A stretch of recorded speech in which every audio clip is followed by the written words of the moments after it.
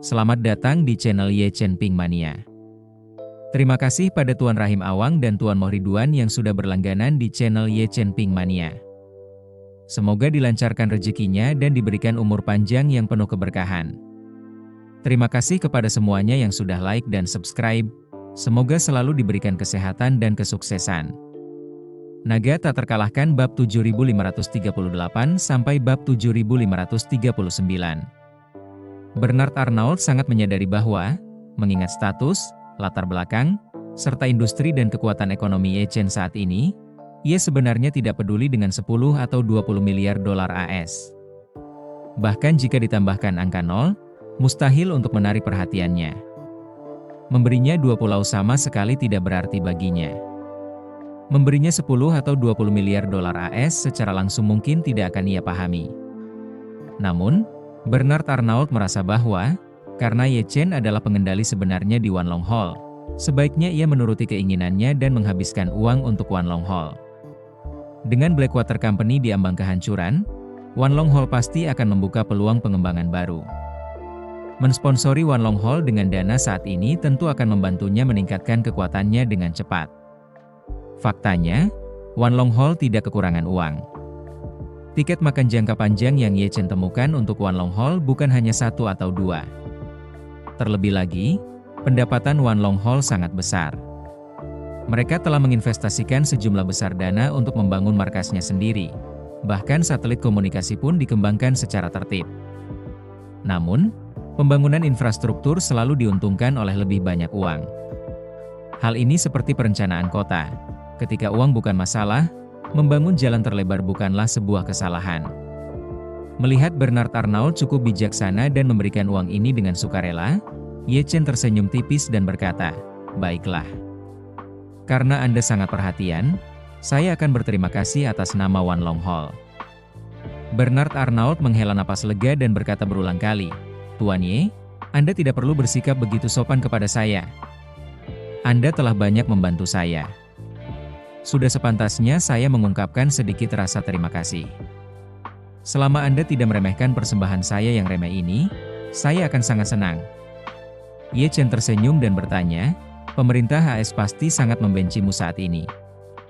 Apa rencanamu selanjutnya?"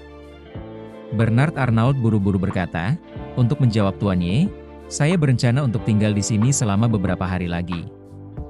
"Bukankah semua toko tutup tengah malam?" "Besok, saya akan mengadakan rapat dengan semua eksekutif senior AS untuk mengatur pekerjaan lanjutan.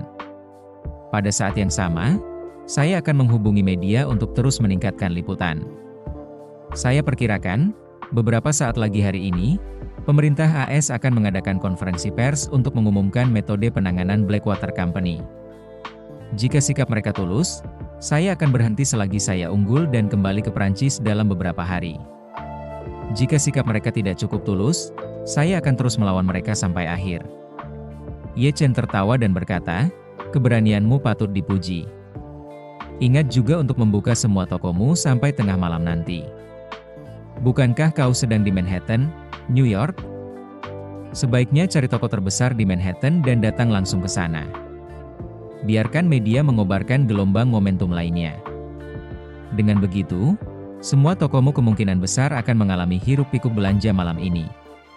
Uangnya mungkin tidak terlalu berarti bagimu, tetapi begitu semua orang mulai panik membeli, kau dan kelompokmu akan kembali menjadi tren. Bahkan mungkin penjualanmu di seluruh dunia akan meroket."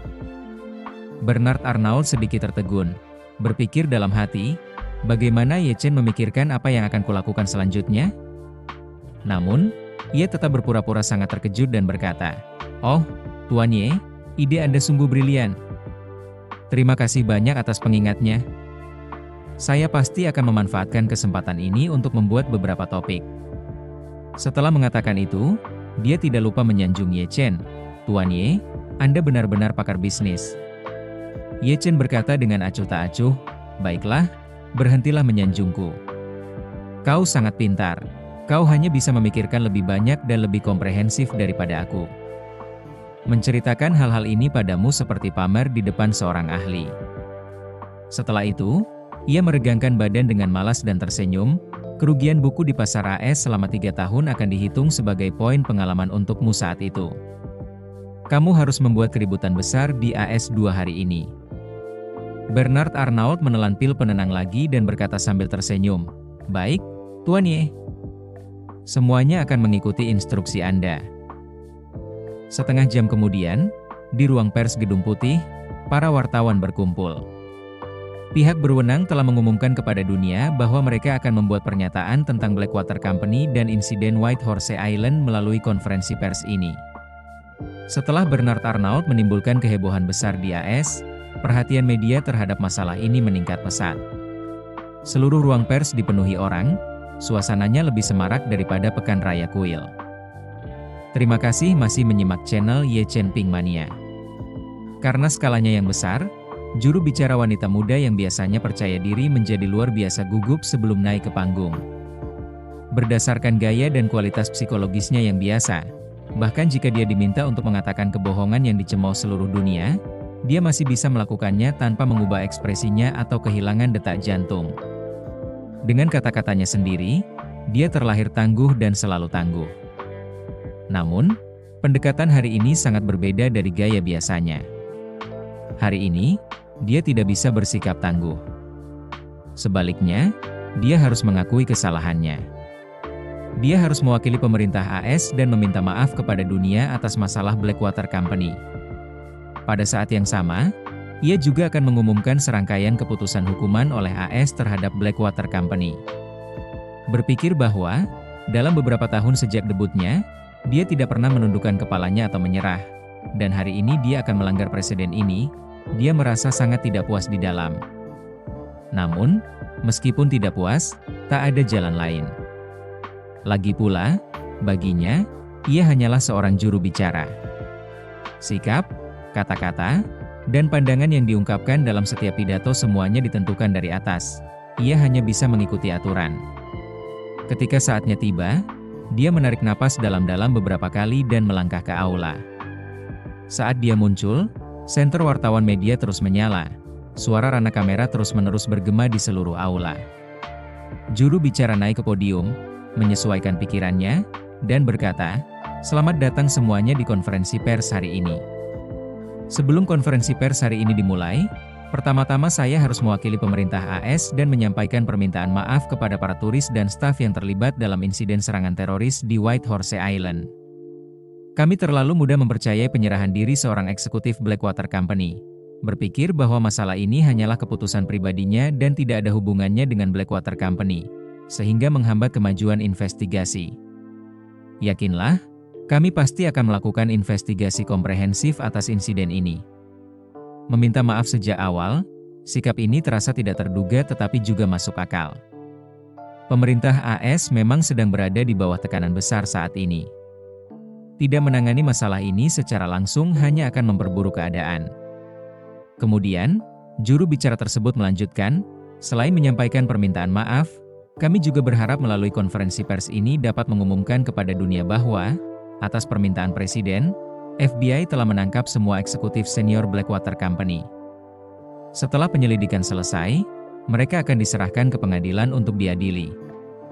Begitu kata-kata itu terucap, suasana langsung dipenuhi sorak-sorai. Semua orang sebenarnya sudah memahami seluk-beluk masalah ini, mengetahui bahwa serangan teroris di Pulau Whitehorse adalah keputusan Blackwater Company dan bahwa pemerintah AS seharusnya tidak terlibat. Selama AS tidak lagi melindungi mereka dan menanganinya secara imparsial, semua orang akan merasa puas. Dan ini juga berarti bahwa Bernard Arnault telah memenangkan perang antara dirinya dan pemerintah AS seorang diri, yang menambah sedikit pengakuan di seluruh dunia kepadanya. Saat ini, juru bicara tersebut melanjutkan, FBI telah menyegel Blackwater Company dan menghentikan semua operasinya. FBI dan Departemen Keamanan Dalam Negeri telah bersama-sama membentuk tim investigasi khusus, yang akan memasuki Blackwater Company besok untuk penyelidikan komprehensif. Pada saat yang sama, kami telah membekukan semua rekening dan properti Blackwater Company di AS. Setelah penyelidikan selesai, kami juga akan menghitung kerugian yang ditimbulkan oleh Blackwater Company terhadap Whitehorse Island dan memberikan kompensasi kepada para korban. Sistem peradilan AS selalu menjatuhkan hukuman berat kepada perusahaan yang terlibat. Autopilot Tesla menyebabkan 1 kematian dan 1 cedera. Pengadilan AS langsung mendenda 243 juta dolar AS. Insiden pemukulan brutal yang selalu dikhawatirkan M. Alan dan diharapkan akan terjadi padanya, United Airlines juga memberikan kompensasi kepada korban puluhan juta dolar AS.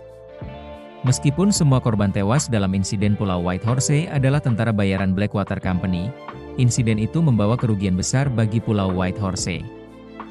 Bernard Arnault bahkan mengalami luka tembak di kakinya. Jika AS tidak lagi melindungi perusahaan Blackwater dan menangani kasus serangan teroris ini secara tidak memihak, maka lebih dari 100 juta dolar AS yang diklaim Bernard Arnault telah digunakan untuk menyuap M. Akui, puluhan juta sebagai kompensasi kepada para tamu, dan dampak operasional dari puluhan kematian di Pulau Whitehorse. Semuanya harus dikompensasikan dari perusahaan Blackwater. Jika jumlah ganti rugi yang diberikan sangat besar, sedemikian besarnya sehingga uang tunai yang dimiliki Blackwater Company tidak cukup, maka yang dapat dilakukan hanyalah melelang seluruh aset non-tunai. Ini pada dasarnya berarti bahwa Blackwater Company, baik dalam bentuk maupun kekuatannya sendiri, akan hancur selamanya. Bersambung.